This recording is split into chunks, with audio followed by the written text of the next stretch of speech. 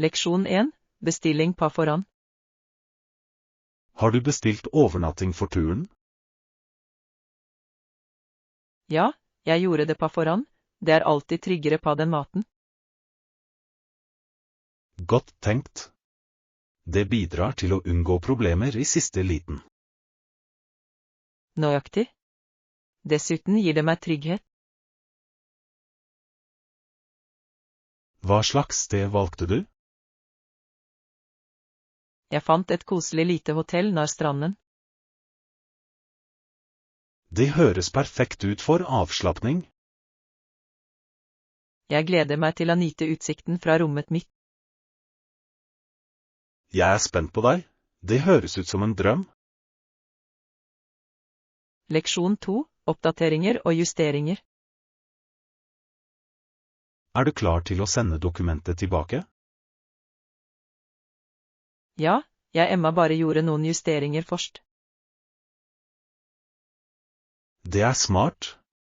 Det er viktig å få det riktig. Absolutt. Jeg vil sikre at alt er perfekt. Når du har den oppdaterte versjonen, vil jeg vurdere den. Høres bra ut. Jeg sender den til deg snart. Stor. Samarbeid fører alltid til bedre resultater. Jeg er enig, teamarbeid gjorde hele forskjellen. Jeg gleder meg til å se det endelige produktet. Leksjon 3. Kunstfølelser. Har du noen gang lagt merke til hvordan kunst kan vekke dype følelser? Absolutt. Kunst har en unik måte å stille oss tilkoblet. Ja, det kan bringe tilbake minner eller skape nye følelser. Jeg er enig. Et enkelt maleri kan fortelle en historie som appellerer til mange. Det er fascinerende hvordan farger og former spiller en rolle i følelsene våre. Definitivt. Noen farger kan oss til å føle oss glade, mens andre kan føle seg triste. Det er kunstens magi. Den snakker uten ord. Nøyaktig. Har du et favorittverk som inspirerer deg? Ja, jeg elsker Van Goghs Starry Night. Det fenger meg alltid. Leksjon 4. Historisk ankomst.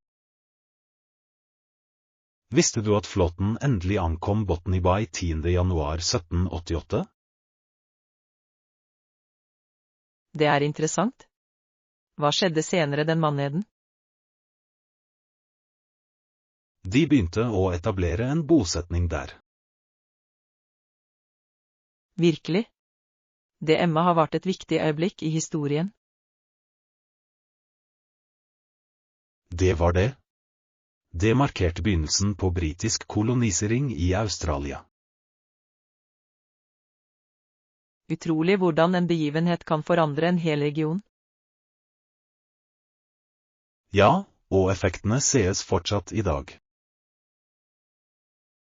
Jeg vil gjerne lære mer om den perioden. Det er et fascinerende tema med mange lag å utforske. Leksjon 5. Smarte måltider. Absolutt. La oss handle smart og lage smakfulle måltider denne uken.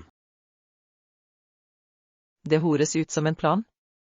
Hvilke oppskrifter har du i tankene? Jeg tenker på noen sunne salater og røre. Flott idé. De er raske å lage og veldig deilige. Nøyaktig. I tillegg hjelper de oss å holde oss friske. Har du en favorittingrediens å legge til? Jeg elsker å legge til avokado. Det gjør alt kremere. Enorm. Avokado er så allsidig og næringsrik. Det er det virkelig. La oss lage en liste før vi handler. Leksjon 6, handleliste. Hyggelig. Fant du alt på listen din? Nesten alt. Jeg kunne ikke finne ferskt basilikum. Det er uheldig. Friske urter gir virkelig smak. Jeg vet. Emma kanskje sjekke en annen butikk senere. God idé. Det er verdt det for disse smakene. Ja, det er det. Har du alt du trenger? Det gjør jeg, men jeg vil fortsatt se etter litt snacks. Snacks er viktig. Hva tenker du av Effa? Kanskje noen nøtter og tørket frukt for sunn mat. Leksjon 7, kjøp i bruktbutikk. Har du vurdert å sjekke ut lokale bruktbutikker eller bruktbutikker? Jeg har. De har ofte unike funn. Nøyaktig. Du kan oppdage virkelig kule varer. Dessuten er det mer miljøvennlig å gjenbruke ting. Definitivt. Det er en vinn-vinn-situasjon. Har du en favorittbruktbutikk? Ja, det er en sentrum som har fantastiske vintageklær. Det høres godt ut. Jeg elsker vintagestiler. Du bør bli med meg neste gang. Leksjon 8, sjokoladeshopping. Jeg må også kjøpe sjokolade til familien min. Du kan finne en rekke sjokolader her. Det er perfekt. De vil elske å prøve nye smaker. Ja, og det er en fin gave til dem. Har du en favorittsjokoladetype? Jeg elsker mørk sjokolade, det er så rikt og deilig. Mørk sjokolade er kjempegodt. Men jeg foretrekker melkesjokolade. Begge er velsmakende. La oss finne noen gode merker. Flott idé. Jeg er sikker på at vi vil finne noe fantastisk. Leksjon 9, visumkrav. Har du sett på visumkravene for hvert land? Ja, det kan være ganske komplisert noen ganger. Jeg vet. Ulike land har forskjellige regler. Nøyaktig. Det er viktig å gjøre research før du reiser. Absolutt. Du vil ikke ha noen overraskelser på flyplassen. Høyre. Det er bedre å være forberedt. Har du reist til mange land? Noen Effa, men jeg vil utforske mer.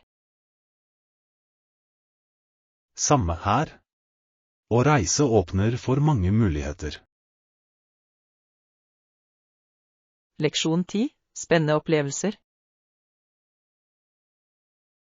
Ja, det var en flott opplevelse. Forhåpentligvis vinner de igjen neste gang. Det ville vært fantastisk. Å vinne bringer alle sammen. Nøyaktig.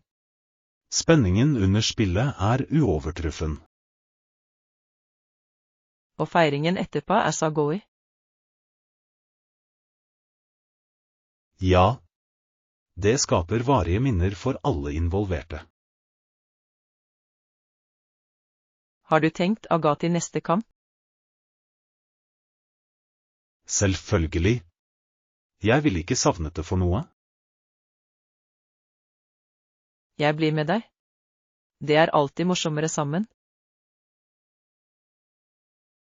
Definitivt. La oss heie fram laget vårt. Leksjon 11, kjærlighet gjennom Arne. Kan du tro at de har vært gift i over 50 år? Det er fantastisk. Hva tror du holder et ekteskap sterkt så lenge? Jeg tror det handler om kommunikasjon og støtte. Ja, de hjelper virkelig hverandre gjennom tøffe tider. Nøyaktig. Å dele ansvar er også viktig. Høyre. Og det hjelper mye å ha det gøy sammen. Definitivt. Det bringer dem nærmere og skaper gode minner. Apropos minner, hva tror du favorittøyeblikkene deres er? Jeg vedder på at det er de enkle, som familiemiddager og ferier. Leksjon 12, kulturelle justeringer. Var det noen kulturelle skikker du måtte tilpasse deg? Ja, jeg måtte lære meg å ta av meg skoene før jeg gikk inn i hjemmene. Det er en stor forandring. Syntes du det var vanskelig? Først, men natrium føles det naturlig. Det er interessant hvordan skikker kan variere så mye. Absolutt. Jeg lærte også å hilse på folk annerledes. Som med en klem eller et håndtrykk? Ja. Det er fint å vite hva du kan forvente. Det gjør sosial omgang mye enklere, ikke sant? Leksjon 13, CC The Dreams. Hva tenker du om å kjøpe en hytte ved havet? Flott idé. Vi kunne slappe av ved havet. Ja, tenk å våkne til lyden av bølger. Det høres fredelig ut. Jeg elsker stranden. Jeg også. Vi kunne gå turer hver morgen. Og nyt solnedgangen sammen om kvelden. Det vil være et perfekt tilfluktssted. Definitivt.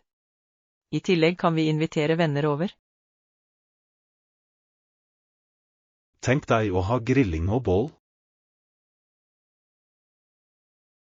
Leksjon 14, bygge en fremtid.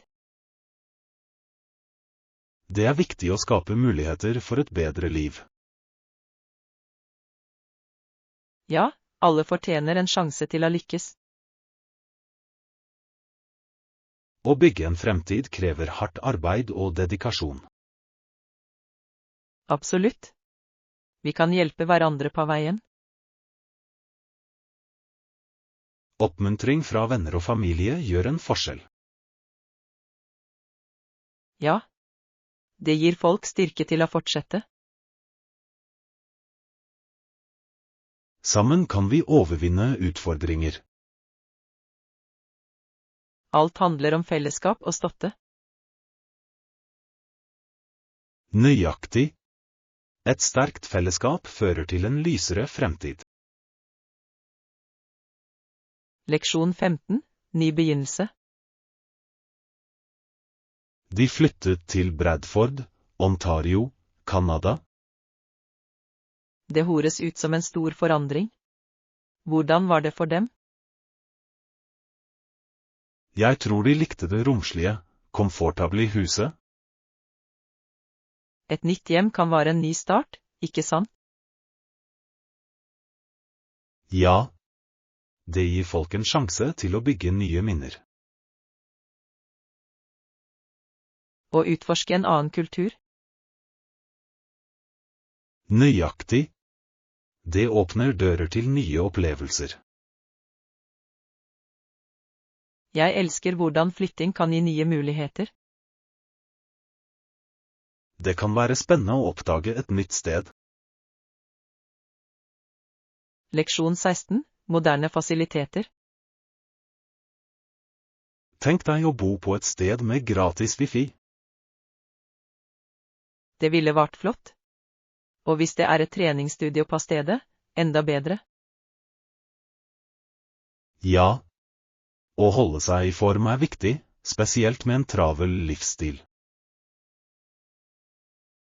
I tillegg sparer det tid når alt er i nærheten. Nøyaktig. Bekvemmelighet gjør livet enklere. Og det oppmuntrer til en sunn livsstil også. Ekte. Vi ville ha alt vi trenger. Det høres ut som den perfekte bosituasjon. La oss ha det i bakhodet for fremtiden. Leksjon 17, ferger og reiser. Har du noen gang tatt en ferge over en vannmasse? Ja. Det var gøy og spennende. De hjelper virkelig folk å reise enkelt. Absolutt. Ferger er en fin måte å se vakker utsikt på. Og de kobler forskjellige steder sammen. Ja, det er som et minieventyr. Jeg elsker hvordan de tillater utforskning. Nøyaktig. Det gjør reisen mer minneverdig.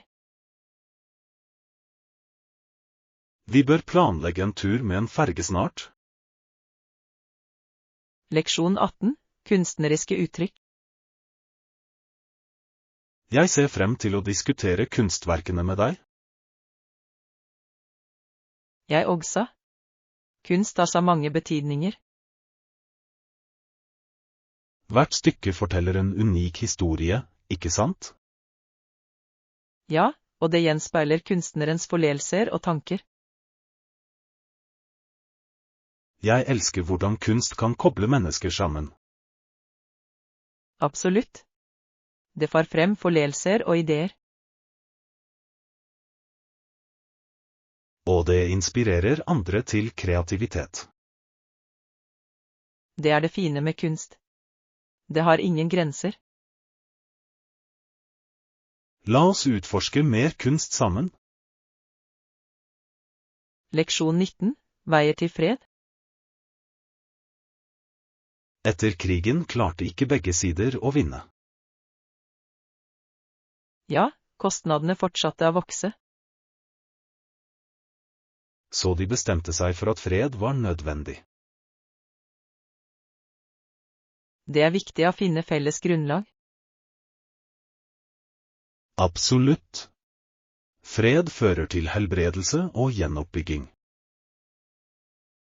Ja, og det gir mulighet for samarbeid.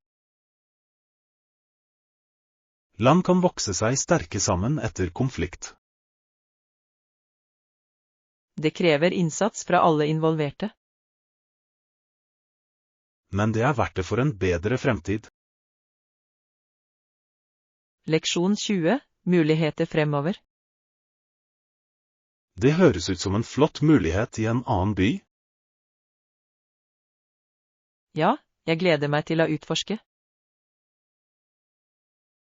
Det kan være et viktig skritt i karrieren din. Definitivt. Jeg er spent på mulighetene. Viktige møter kan føre til gode forbindelser.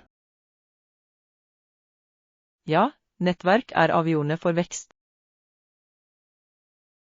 Jeg tror du vil gjøre fantastiske ting der. Takk. Jeg håper å få mest mulig ut av det. Bare husk å nyte reisen underveis. Leksjon 21, morgenplaner. Hva med i morgen tidlig 9:00? Det høres perfekt ut. Er det praktisk for deg? Ja, jeg vil være klar. Hva bør vi diskutere? Jeg synes vi bør gå gjennom prosjektdetaljene. Flott idé. Det er viktig å være godt forberedt. Absolutt. Har du alt vi trenger? Ja, jeg tar med notatene mine og presentasjonen. Fantastisk. Jeg gleder meg. Jeg også. Vi ses i morgen klokken 9. Leksjon 22, profesjonell vekst. Det er imponerende. Noen tips til hvordan man kan vokse profesjonelt? Ja, nettverk er veldig viktig for karriereutvikling. Jeg er enig. Å møte nye mennesker åpner for muligheter. Og kontinuerlig læring bidrar også til å forbedre ferdighetene. Definitivt. Nettkurs kan være svært gunstig. Jeg har også funnet ut at det er nyttig å søke tilbakemelding. Flott poeng. Det hjelper oss å forstå våre styrker og svakheter. Ja, og det viser vår vilje til å forbedre oss. La oss dele ressurser for å hjelpe hverandre å vokse. Leksjon 23, økonomiske utfordringer. Et lands økonomi kan bli skadet av korrupsjon. For eksempel hvis bedrifter må betale bestikkelser for å gjøre forretninger. Nøyaktig. Det skaper et urettferdig marked for alle. Ja, og det fraråder ærlige bedrifter å lykkes.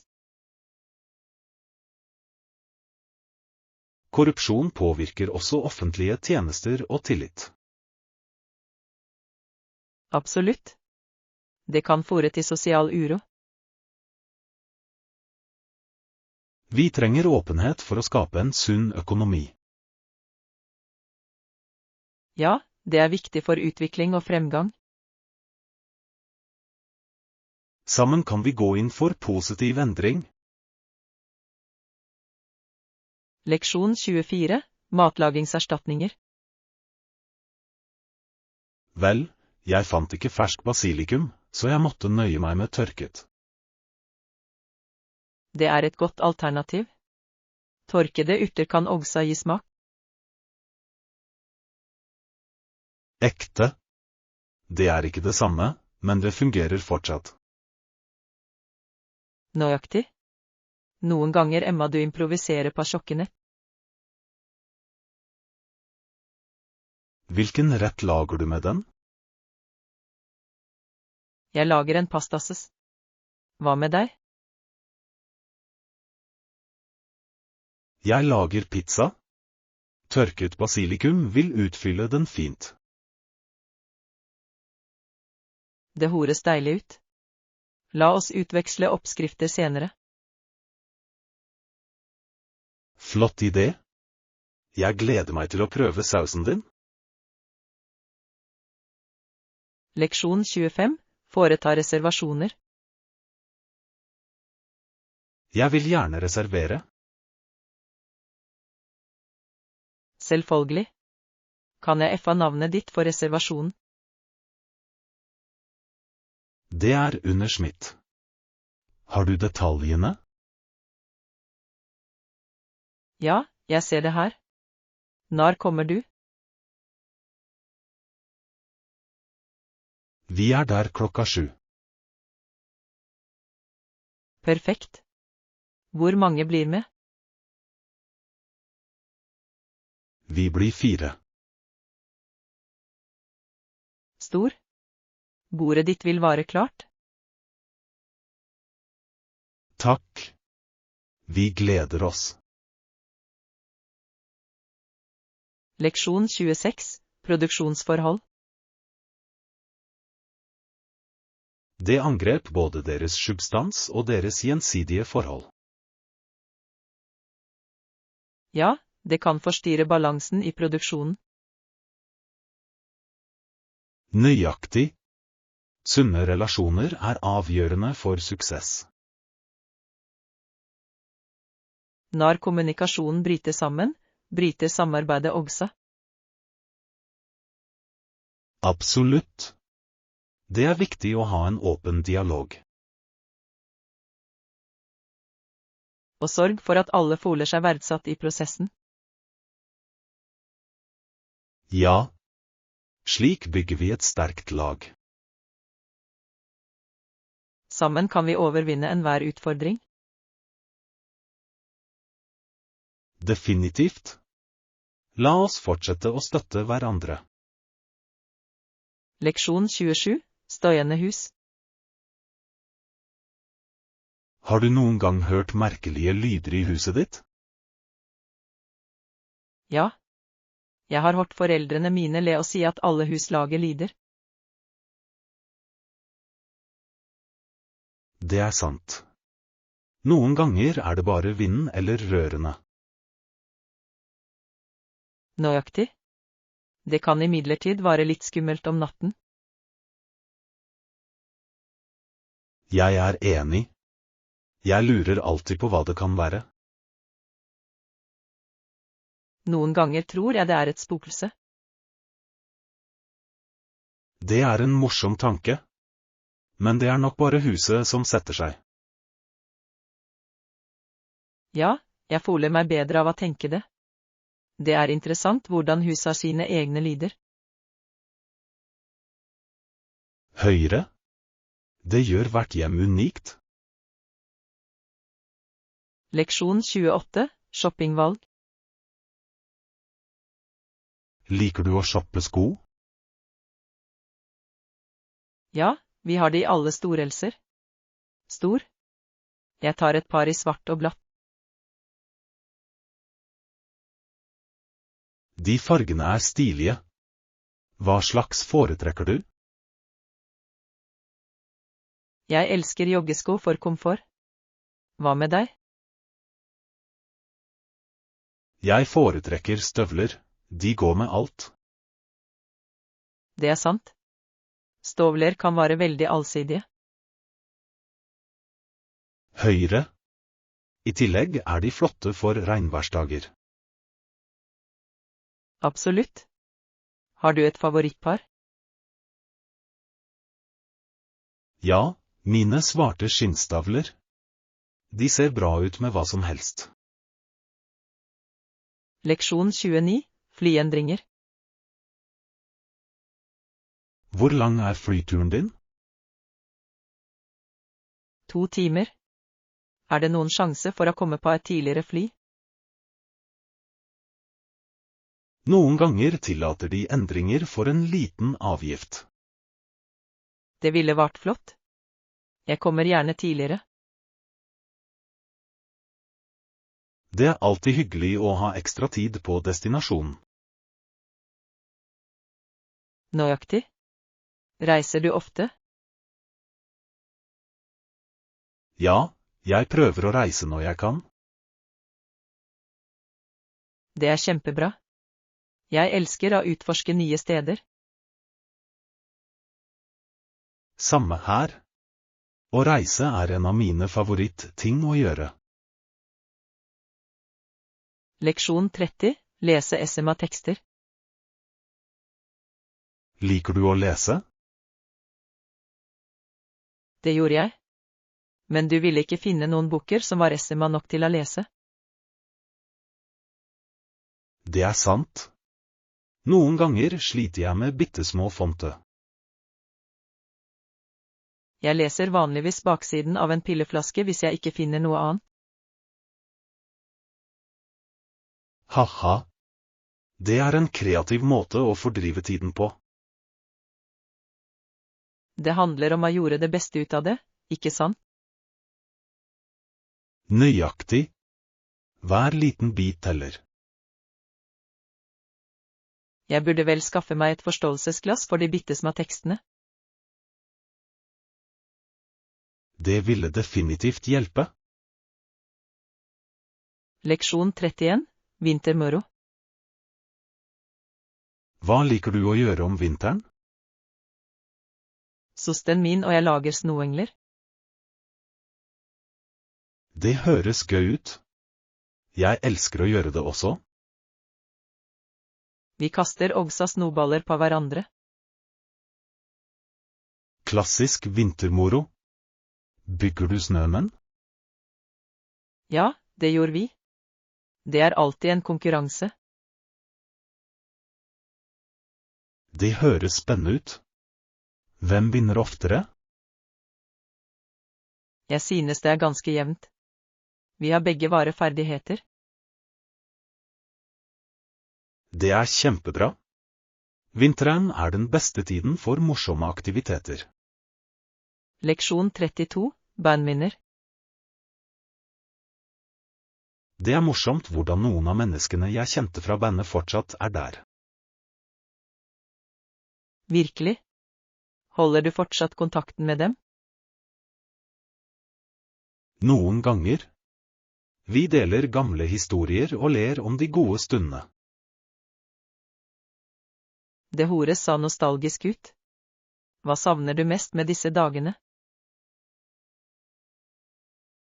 Energien til liveopptredener. Den var elektrisk. Jeg kan forestille meg. Har du noen gang hatt et favorittsted? Ja, de små klubbene hadde en spesiell stemning. Alle følte seg knyttet. Det er fantastisk. Jeg elsker intime show. De føler seg så personlige. Nøyaktig. Du kan se publikums reaksjoner på nært hold. Leksjon 33, julens opprinnelse. Historien om hvordan julen kom sammen er ganske kompleks. Jeg vedder. Hva er den mest interessante delen for deg? Blandingen av tradisjoner fra ulike kulturer er fascinerende. Ja. Som hvordan julenissen ble et symbol på AI. Høyre. Og forbindelsen til Saint Nicholas er veldig kul. Det er utrolig hvordan historier utvikler seg over tid. Helt. Hver tradisjon gir en unik smak til ferien. Og dekorasjonene. De varierer så mye rundt om i verden. Ja. Jeg elsker å se forskjellige stiler og farger. Leksjon 34, juryoverveielse. En klients skyld kan virkelig avhenge av bare én jurymedlem. Det er sant. En enkelt hold kan endre alt. Ja, det er fascinerende hvordan dynamikken fungerer i en jury. Hvordan påvirker det prøveresultatet? Hvis selv en jurymedlem tviler på skyld, har den siktede en sjanse. Det må være belastende for påtalemyndigheten. Det er det. De må overbevise alle utover enhver rimelig tvil. Og forledelser kan virkelig spille en rolle i det. Nøyaktig. Personlig tro kan påvirke beslutninger. Leksjon 35, arbeidsplasskommunikasjon. På arbeidsplassen er tydelig kommunikasjon avgjørende. Jeg er enig. Det bidrar til å unngå misforståelser. Ja, profesjonalitet betyr virkelig for teamdynamikken. Hvordan sikrer du effektiv kommunikasjon? Jeg prøver alltid å være klar og konsis i mine meldinger. Det er en flott tilnærming. Hva med tilbakemeldinger? Åpen tilbakemelding bidrar til å fremme et positivt miljø. Absolutt. Det oppmuntrer til vekst og forbedring. Og det bygger tillit blant kolleger også. Leksjon 36, juridiske rettigheter. Ifølge ideen om habeas corpus, hva synes du? Jeg tror det er viktig for å beskytte rettighetene våre. Ja, politiet kan ikke arrestere en person for lenge uten grunn. Nøyaktig. Det er et grunnleggende juridisk prinsipp. Det sikrer rettferdighet i rettssystemet. Absolutt. Alle fortjener en rettferdig behandling. Jeg er enig. Det er viktig å forstå disse rettighetene. Ja, det hjelper oss å holde oss informert og bemyndiget. Kunnskap er makt. Leksjon 37, flyplassmåte. Hei, venter du på noen på flyplassen? Nei, jeg reiser faktisk i dag. Kan du hjelpe? Sikker. Hva trenger du hjelp til? Jeg prøver å finne porten min. Jeg kan hjelpe deg med å slå det opp på kartet. Det ville vært flott. Takk. Ikke noe problem. Flyplasser kan være forvirrende. Ja, det kan det virkelig være. La oss finne det sammen. Leksjon 38, shoppingtips. Jeg ser etter litt fritidsklær denne gangen. I så fall burde du prøve denne. Denne er alltid et godt valg. Ja, den er allsidig og komfortabel. Hvilken stil anbefaler du? Kanskje noen jeans og en fin skjorte. Det høres perfekt ut for en uformell dag ute. I tillegg kan du kle den opp eller ned. Nøyaktig. Jeg skal definitivt sjekke det ut. Leksjon 39, varsjekk. Er det noe mer vi bør sjekke før vi går ut? Ja, vi bør definitivt sjekke vare. Jeg håper det er fint ute. Jeg vil nyte dagen. Jeg også. En solrik dag ville vært perfekt. Hva om det regner? Da bør vi nok ta med en paraply. Det er sant. Bedre trygt enn beklager. Nøyaktig. La meg sjekke prognosen natrium. Flott idé. Jeg gleder meg til å se hvordan været blir. Leksjon 40, morsom trening. Jeg elsker å få kondisjon ved å spille sport. Det er flott. Hvilke idretter liker du? Jeg liker veldig godt tennis og fotball. De er morsomme. Dans er også en flott treningsøkt. Ja. Å danse kraftig er en fantastisk måte å holde seg i form. Har du prøvd noen dansekurs? Ikke ennå, men jeg vurderer å bli med igjen snart. Det høres spennende ut. Det kan bli mye moro. Definitivt. Dessuten er det en fin måte å møte nye mennesker på.